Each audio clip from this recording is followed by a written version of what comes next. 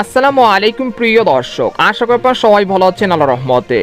এইমাত্র পাওয়া আবহাওয়া অধিদপ্তর থেকে আজকের সবচেয়ে গুরুত্বপূর্ণ খবর, বিদায় নিচ্ছে তাপপ্রবাহ, ধেয়ে আসছে কালবৈশাখী ঝড়। এছাড়া আগামী 24 ঘন্টার মধ্যে দুই বাংলার বিভিন্ন অঞ্চলে বিক্ষিপ্ত বজ্রসহ কালবৈশাখী ঝড় বৃষ্টির পূর্বাভাস। পাশাপাশি কয়েকটি জেলায় ঘন্টায় 80 কিলোমিটার বেগে বইবে ঝড়, এমনটা জানাচ্ছেন আবহাওয়া অধিদপ্তর। আজ ও আগামীকাল কোন কোন জেলার আবহাওয়া কেমন থাকতে পারে জানিয়ে দিব সম্পূর্ণ বিস্তারিত ভিডিওতে সঙ্গে থাকুন। আর সবার আগে সবার প্রথম সঠিক আবহাওয়ার খবর জানতে আমাদের চ্যানেলটিকে সাবস্ক্রাইব করে রাখুন। এবার জেনে নিন এক নজরে। আবহাওয়ার পূর্বাভাসে বলা হয়েছে, গত কয়েকদিন ধরে তীব্র তাপপ্রবাহ আজ থেকে ধীরে ধীরে হ্রাস পেতে শুরু করবে। তবে 5 তারিখ থেকে দ্রুত তাপমাত্রা কমে দেশের বিভিন্ন অঞ্চলে ভারী ঝড় বৃষ্টি হতে পারে বলে জানিয়েছেন বাংলাদেশের আবহাওয়া অধিদপ্তর। এছাড়া গত 24 ঘন্টায় দেশের সর্বোচ্চ তাপমাত্রা 42.8 ডিগ্রি সেলসিয়াস ছিল যশোর ও চুয়াডাঙ্গায়। আর সর্বোচ্চ বৃষ্টিপাত রেকর্ড করা হয়েছে চট্টগ্রামের কুতুবদিয়ায় 28 মিলিমিটার।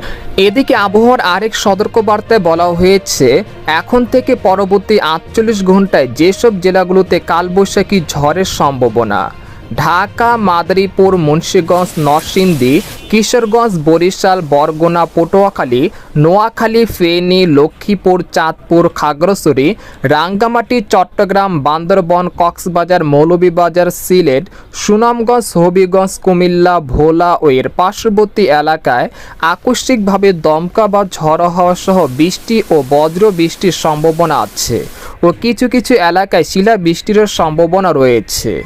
এদিকে সামুদ্রিক আবহাওয়া, বর্তমানে বঙ্গোপসাগর স্বাভাবিক আছে, তবে আগামী 12 তারিখ পর্যন্ত সাগরে কোনো ঘূর্ণিঝড় তৈরির সম্ভাবনা নেই। একই সঙ্গে 5 তারিখের পর থেকে 12 তারিখ পর্যন্ত তীব্র কোনো তাপপ্রবাহেরও কোনো সম্ভাবনা নেই ইনশাল্লাহ। এদিকে 4 মে থেকে 12 মে পর্যন্ত উত্তর পূর্ব হাওর অঞ্চল, সিলেট, সুনামগঞ্জ, হবিগঞ্জ, ময়মনসিংহ, মৌলভীবাজার, কিশোরগঞ্জ, ব্রাহ্মণবাড়িয়া ও নেত্রকোনা অনেক জেলায় এবং ভারতের ত্রিপুরা রাজ্যে ভারী থেকে অতি ভারী বৃষ্টিপাতের সম্ভাবনা রয়েছে। তাই এসব অঞ্চলে যাদের জমিতে পাকা ধান রয়েছে তারা অতি শীঘ্রই তা কেটে শুকনো স্থানে রাখার পরামর্শ থাকবে।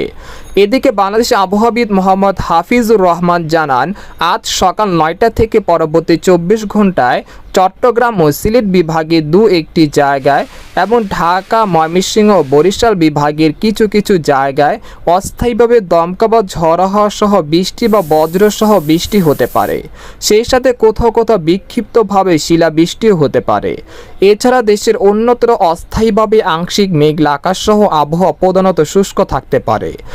এই সময় দেশের পশ্চিম অঞ্চলে দিনের তাপমাত্রা সামান্য হ্রাস পেতে পারে এবং দেশের অন্যত্র তা 1 থেকে 2 ডিগ্রি সেলসিয়াস হ্রাস পেতে পারে।